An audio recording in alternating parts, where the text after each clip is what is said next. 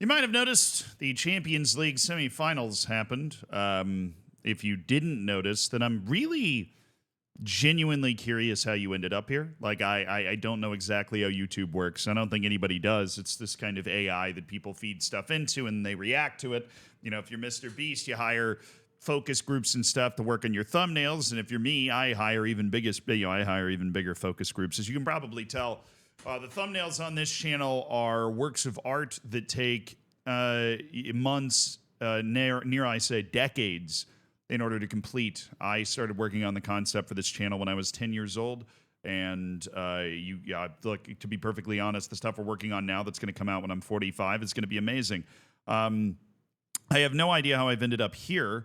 Really just wanted to say welcome, and let's talk about the Champions League. The first match was Arsenal PSG, obviously, because you're not living under a rock.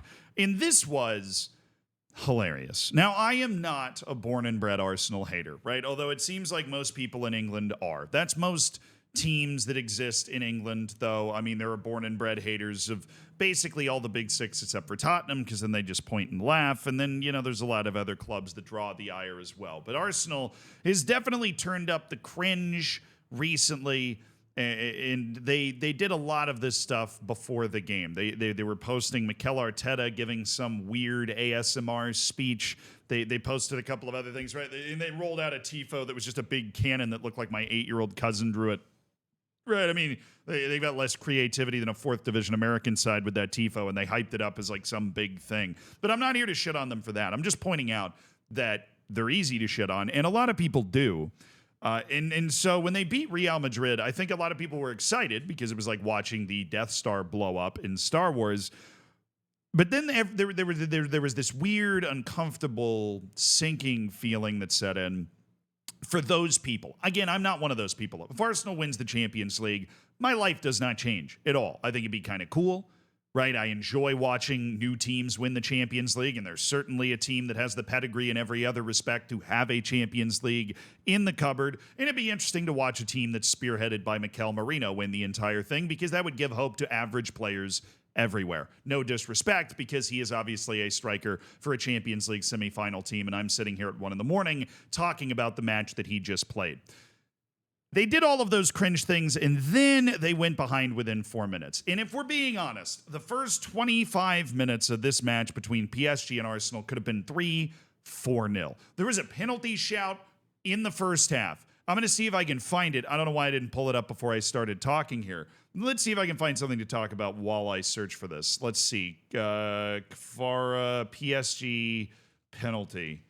Honestly, on what Twitter is now, it's probably just going to be porn. Yeah, this is a penalty. I know Kvaratskhelia went down really light. The reason he went down is because he was sure that this was going to be given as a penalty, and you might as well take that and probably get the yellow card for the other player. I'm sorry, this is not one of those situations where it's a slide tackle and you're like, oh, it looks worse than it was. He put his whole ass arm across Kvaratskelia's whole ass body, and they didn't give a penalty. This is a penalty every day and twice on Sunday, and once they elect a new pope, 3 times on Sunday. This is a stone cold fire up the VAR and nobody will argue with you fucking penalty. I have no idea how they didn't call this, right? And it's shit like this that disproves the idea that the games are blatantly rigged. Now, I'm always supporting the idea that teams like PSG, teams like Real Madrid, they lean on the officials. They get kind of that subjective stuff, particularly in their domestic league. But this is a penalty. It's insane it wasn't given. PSG had 1 or 2 other chances that also should have been, maybe not should have been, but absolutely could have been goals. This could have been 2-3-0, and with Arsenal playing its first Champions League semifinal in 16 years, don't look at me all impressed. I heard that on the broadcast while I was watching the game. Then they probably would have started to fall apart. Now, obviously, they might not have, but they probably would have. A lot of credit to Arsenal after the first 30 minutes for fucking, they sacked up, dude. They put their nuts on the table and they started to play some ball, right? They put themselves together. Bukayo Saka was drawing a lot of attention. There was one controversy around Bukayo Saka where he was battling with Nuno Mendes.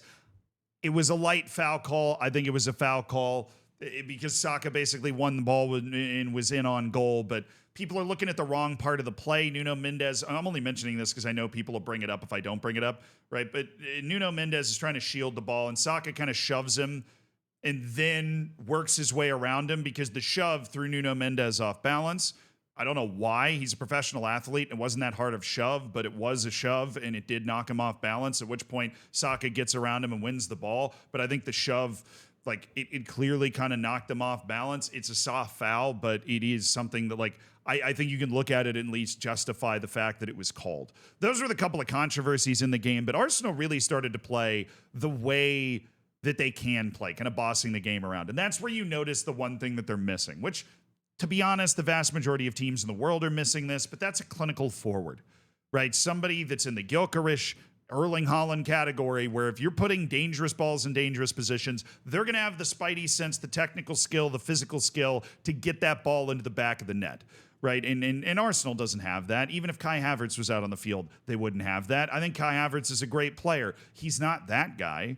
Right. Arsenal needs to find a guy that is able to do that. Marcus Thuram is a great example on Inter in the second match that we're going to talk about today. I'm not talking about dropping $150 million to go get a guy, even though Thuram would be really expensive right now because he's playing so well. You're just looking for Arsenal has so many guys that are brilliant with the ball, that can move the ball sharply, that understand the game, they understand the movement, they know how to open up space and get the ball into a dangerous space. You need a guy that doesn't need that. You need a guy that is good at the other stuff. And Arsenal will find that, I'm sure. Mikel Arteta knows that. Same reason Pep Guardiola brought in Erling Haaland, right?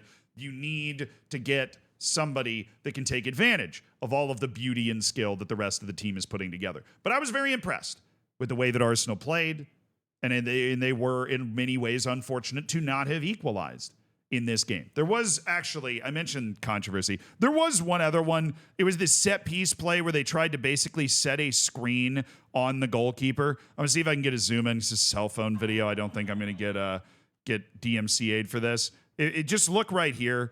It's Donnarumma. He sees the guys coming in. This is a terrible angle. If you're seeing an angle like this and thinking that Donnarumma just falls down for no reason, I can't blame you, because this angle doesn't show you what actually happened. Donnarumma, once again, doesn't get hit particularly hard, but Arsenal is the master of set-piece bullshit, and that's their right. Go ahead and do it.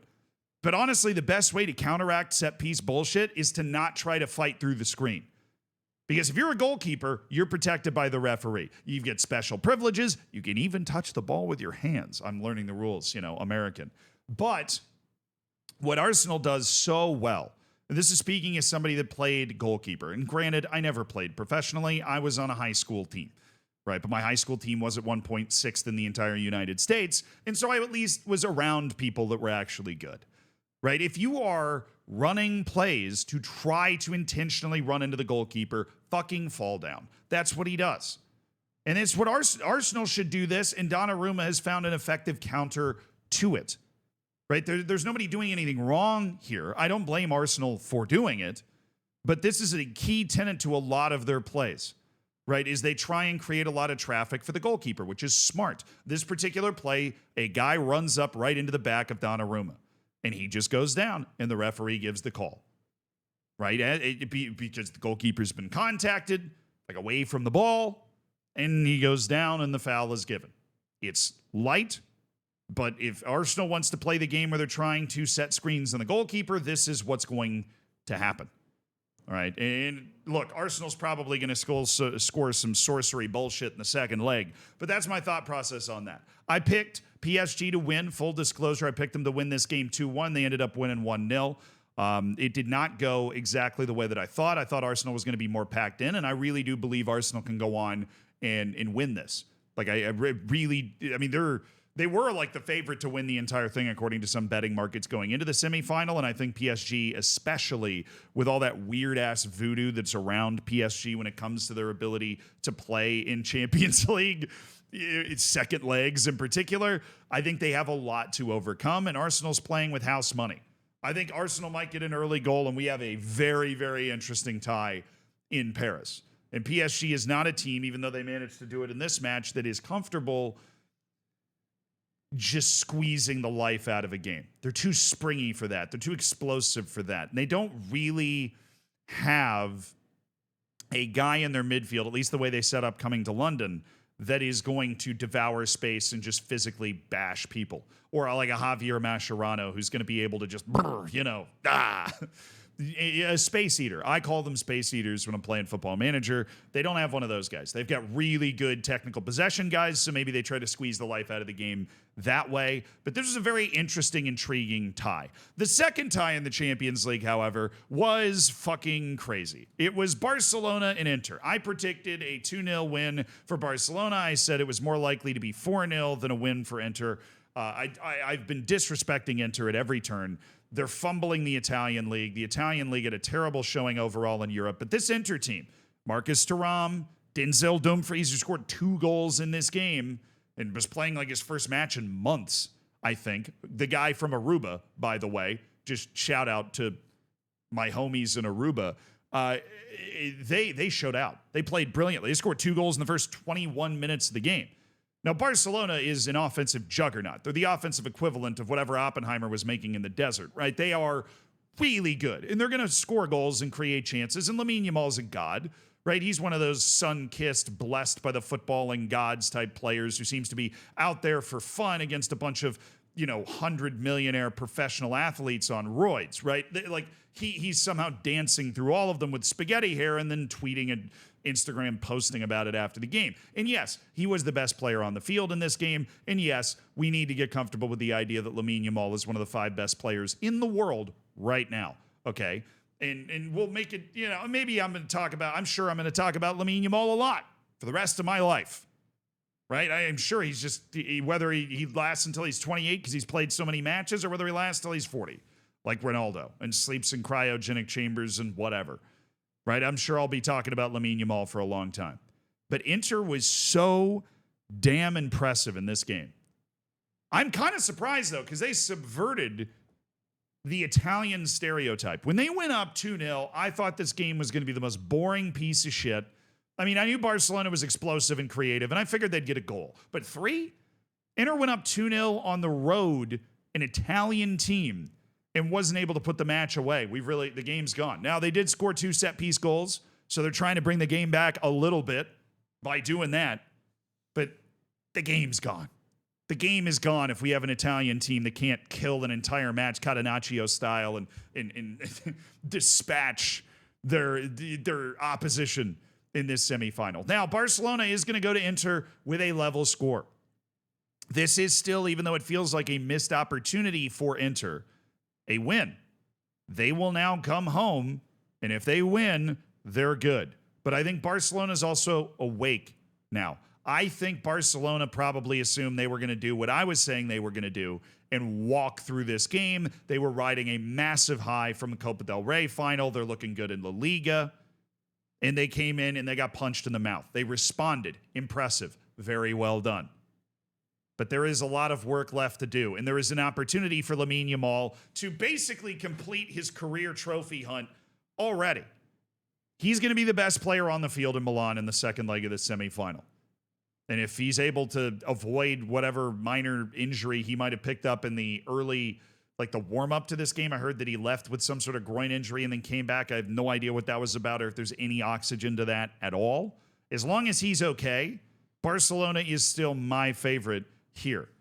But this Inter team, they got a little something to them. That finish by Marcus Thuram 30 seconds into this game was naughty. That was XXX rated. All right.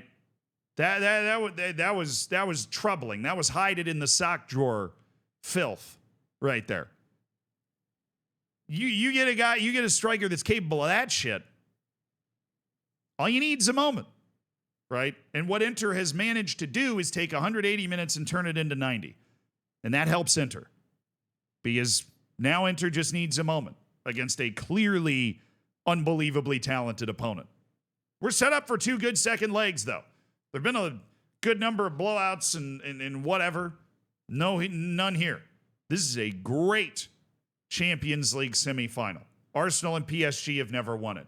Inter trying to return to glory. Barcelona entering a new age. Whoever wins the Champions League, there is a new script being written. There's no Man City. There's no Liverpool. There's no Bayern. There's no Real Madrid. Open season, baby. I love it.